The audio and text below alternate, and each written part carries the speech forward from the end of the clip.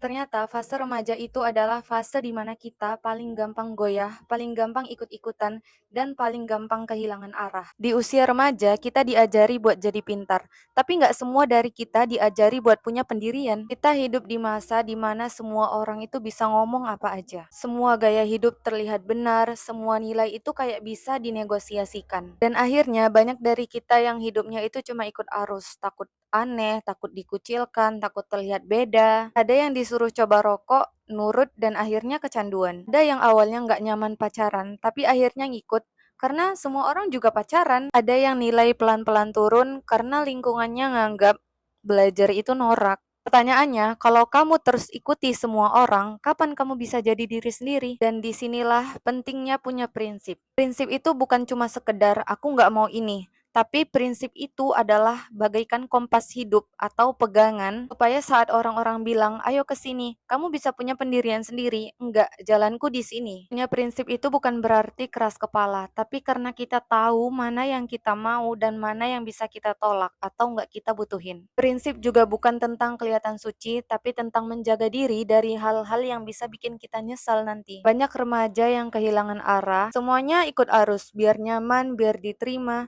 akhirnya nurunin standar demi validasi. Orang lain cuma sebentar dalam hidup ini. Gak semua ajakan harus diikuti, gak semua komentar harus direspon. Zaman terus berubah, tren terus berganti yang gak ada habisnya, tapi nilai-nilai baik gak akan pernah usang. Dan kita bisa jadi remaja yang gak cuma ikut-ikut semua orang, tapi karena berani jadi diri sendiri yang berprinsip. Tetap kuat, tetap waras, and see you.